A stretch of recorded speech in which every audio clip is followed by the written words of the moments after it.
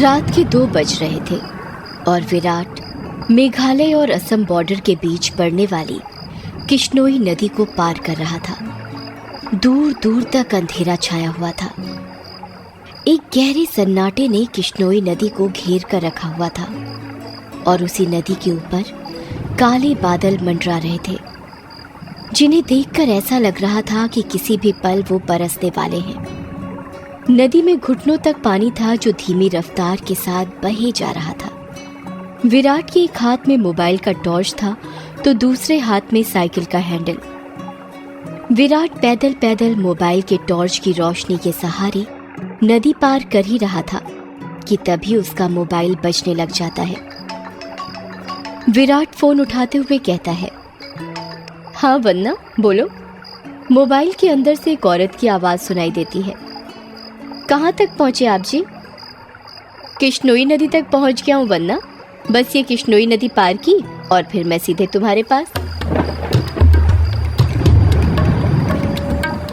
वन्ना की घबराते हुए आवाज सुनाई देती है। क्या कहा? किश्नोई नदी पार कर रहे हो आप?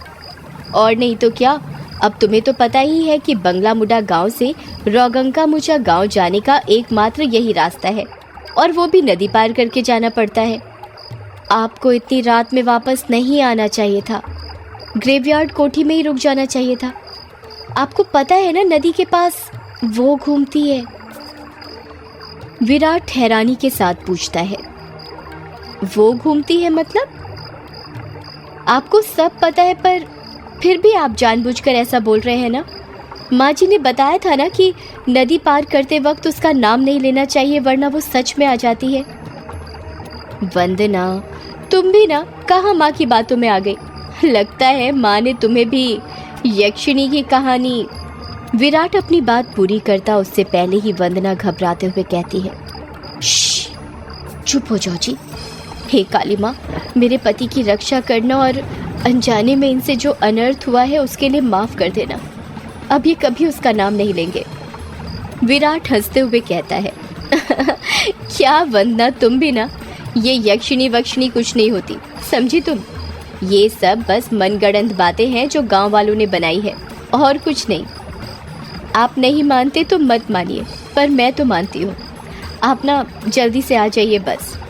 हाँ वन्ना, आ रहा हूँ, बस ये नदी तो पार कर लूँ पहले। अच्छा मैं रखती हूँ। अरे ऐसे कैसे? तुम्हें नहीं लगता तुम कुछ भूल रही हो? मैं भूल रही हूँ?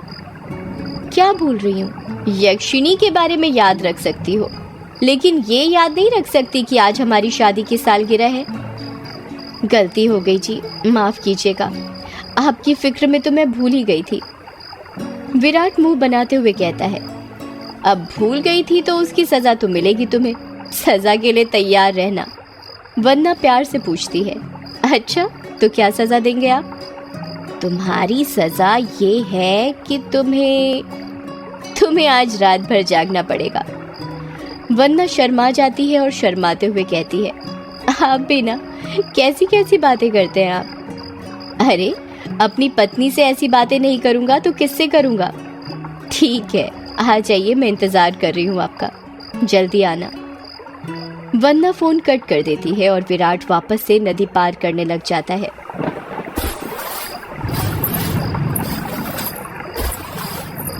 अभी विराट ने 1-2 कदम ही आगे बढ़ाए थे कि तभी उसको पायल बजने की आवाज सुनाई देती है।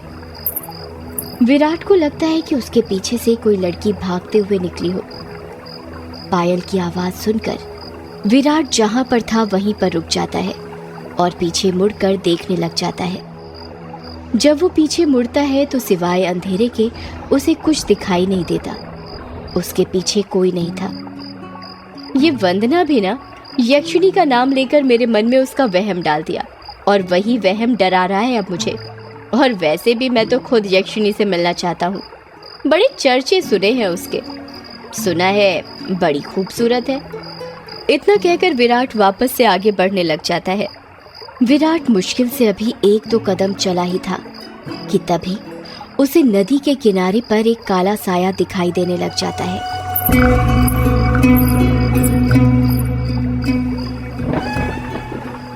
उस काले साए को देखकर विराट के कदम अपने आप थम जाते हैं। साए को देखकर ऐसा लग रहा था कि जैसे वो विराट का ही इंतजार कर रहा था। काले साए के पास से पायल के बजने की आवाज और चमेली के फूल की खुशबू आ रही थी। विराट के हाथ पैर कपकपाने लग गए थे। विराट डरते हुए कहता है, कहीं वंदना की बात सच तो नहीं थी? ये यक्षिणी तो नहीं?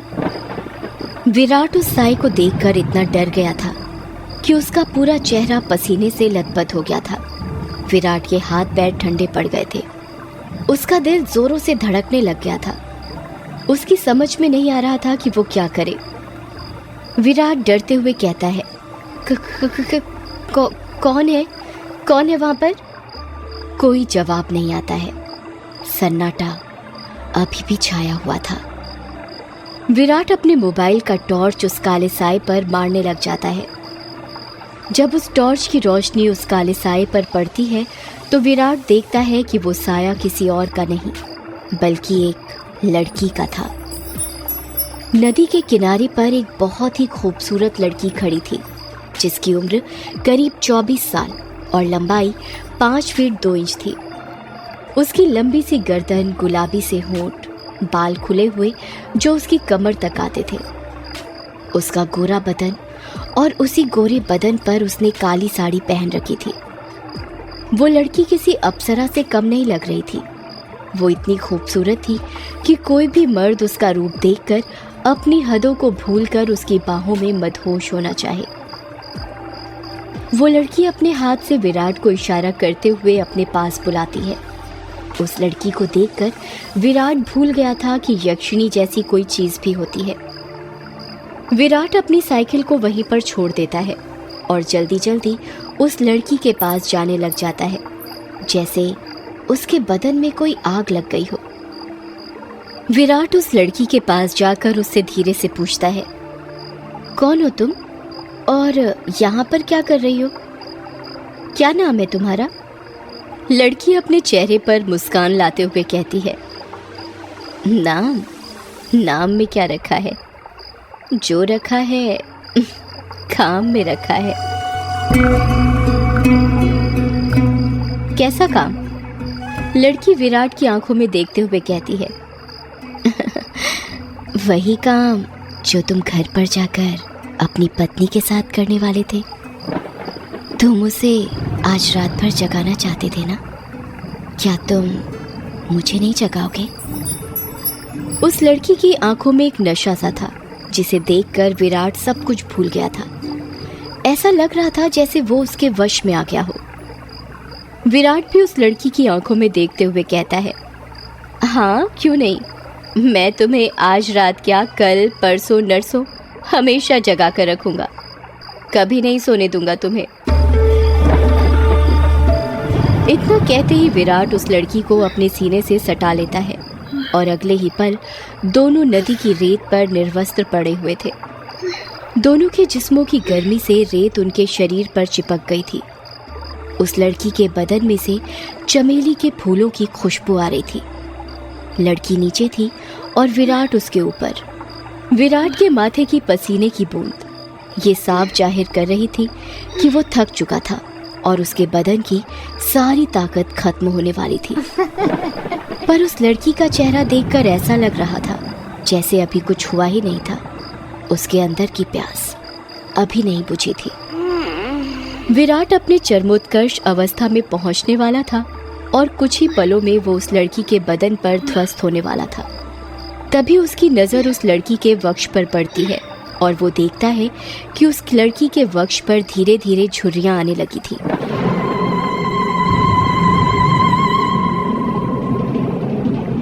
उसके हाथ पैरों की नसें बाहर निकलने लगी थी। उसके बाल काले से सफेद होने लगे थे।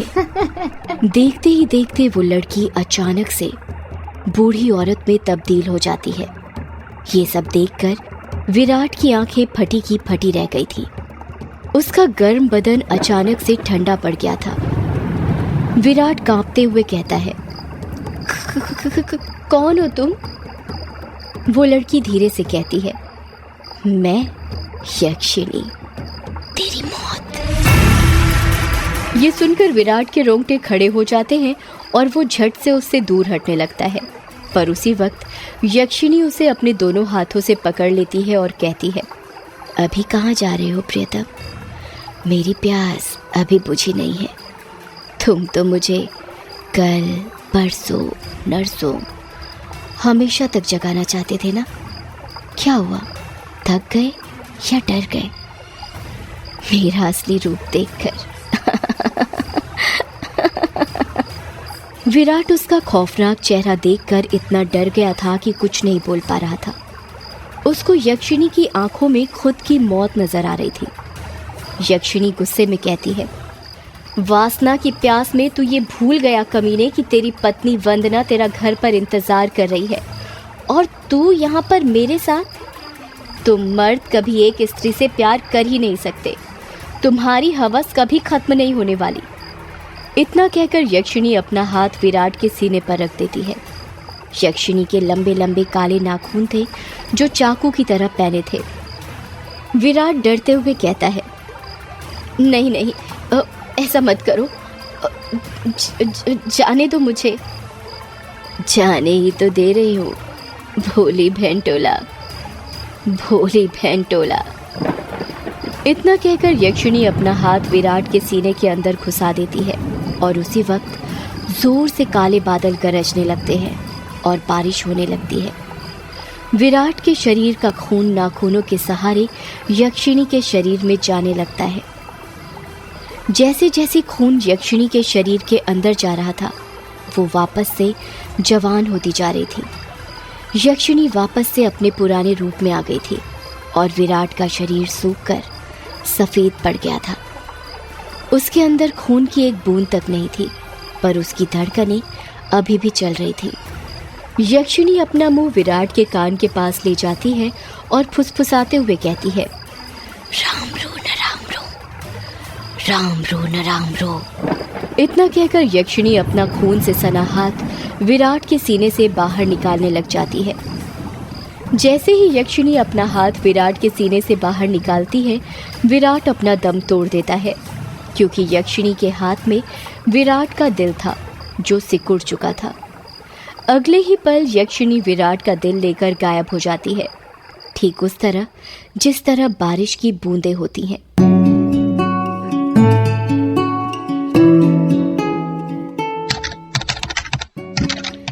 टाइपराइटर के बटन दबने की आवाज सुनाई दे रही थी। एक आदमी जो कि कोट पैंट पहना हुआ था, एक बंद कमरे में सफेद टाइपराइटर के ऊपर कहानी टाइप कर रहा था।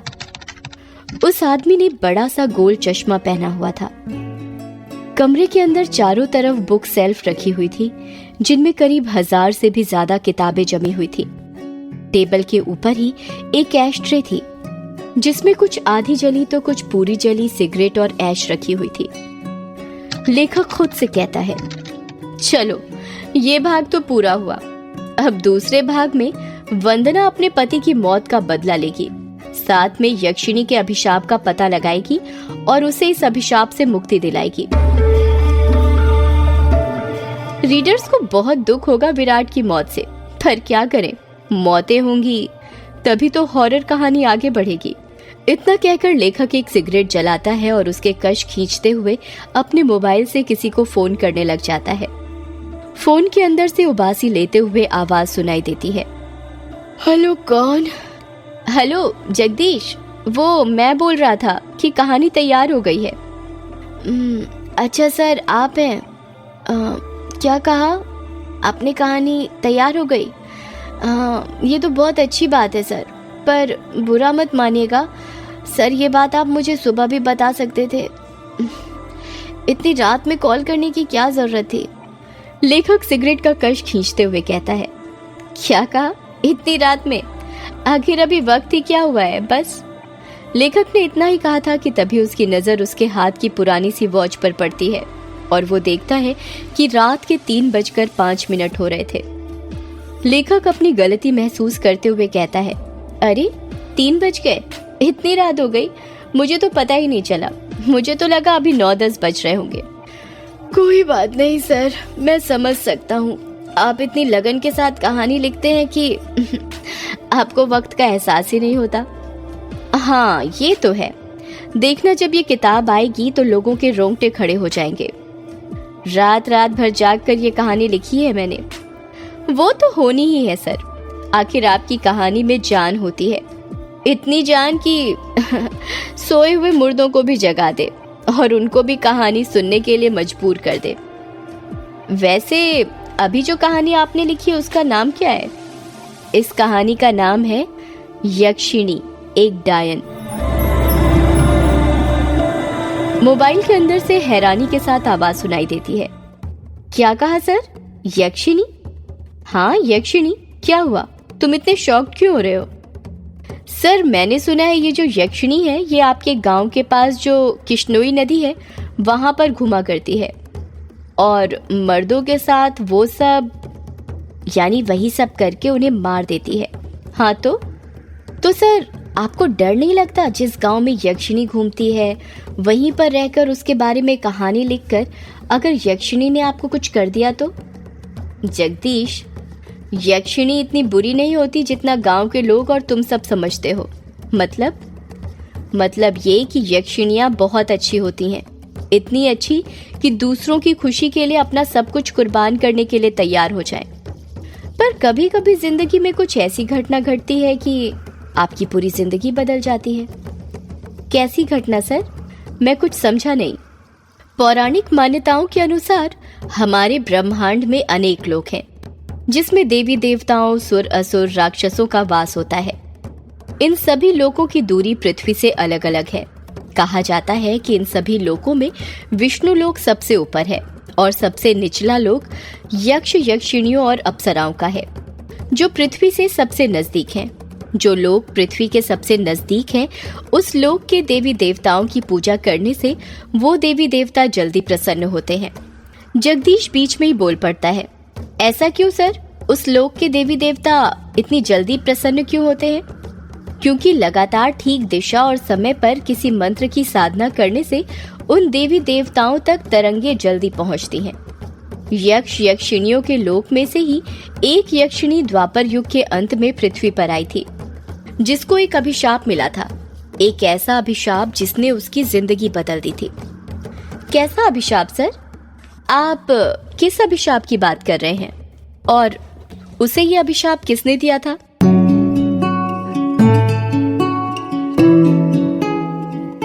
एक दूसरे लोक से पृथ्वी पर आई यक्षिणी को एक अभिशाप मिला था। आखिर क्या था वो अभिशाप और किसने दिया था? जानने के लिए सुनिए यक्षिणी एक डायन।